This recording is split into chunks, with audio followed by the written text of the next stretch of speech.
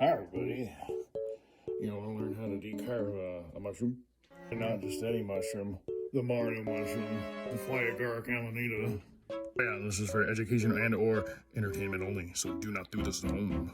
I recently learned how to decarboxylate it to produce more muscimol and get rid of that ibotenic acid.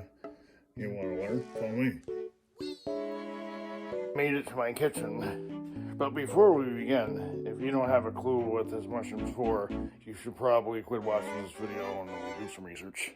This mushroom's used for a lot of things, while I'll be using it to help me sleep at night and have some funky dreams. Let me show you how to decarb these mushrooms and my method of doing so. So what I got here is some Amanita Muscaria, dried cracker crisp.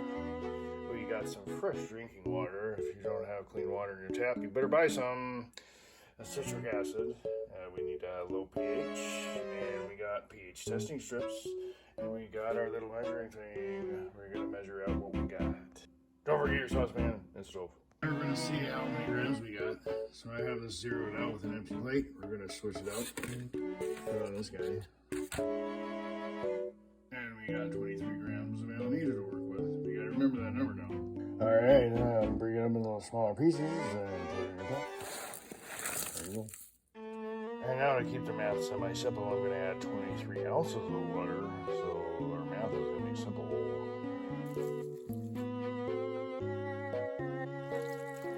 At this point, you want to put your heat on, just a little medium. You want this thing boiling, but you want it to start simmering, and then you're going to turn it down. But while that is trying to heat up, we're going to take a little sample and get a pH reading here, see how much citric acid we need to add.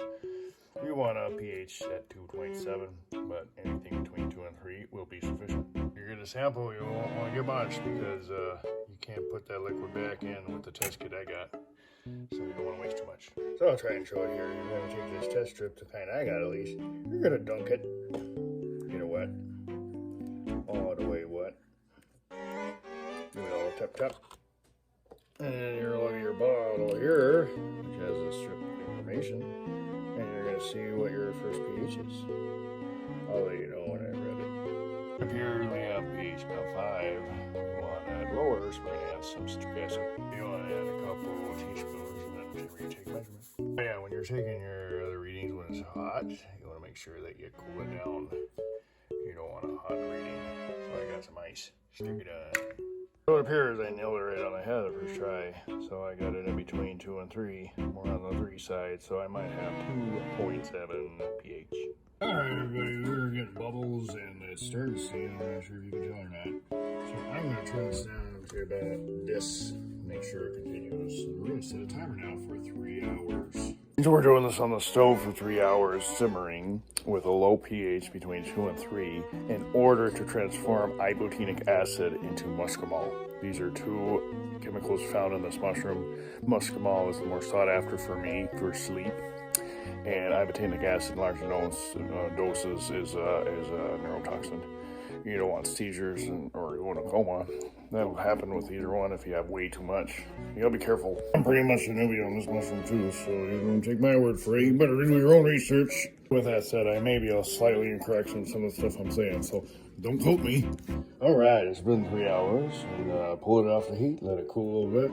And then we're gonna strain it. I got a nut milk bag. It's kind of like cheesecloth. You use this, kind of push the mushrooms down and get all the good juices out of it. And then we're gonna measure it.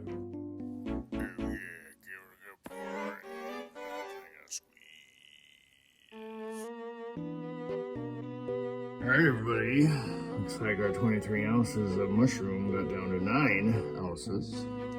So you convert that, 23 grams of mushroom and 23 ounces of water. 23 ounces divided by 9, that's 2.55 grams of liquid mushroom per ounce. Alright, it's cool enough to stick in our ice cube maker container. So 2 tablespoons and an ounce, and this takes about 2 tablespoons, so we'll have 2.5 grams per ice cube. Once it's done, let's get pouring.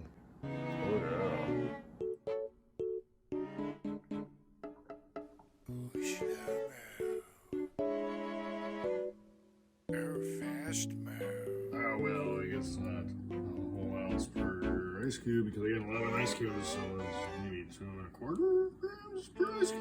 I'll go with that. All gonna stick it in the freezer. Got them in my freezer. We'll let them freeze. Alright, it's been like 3 hours, and now our skis are done. Let's put them in a jar.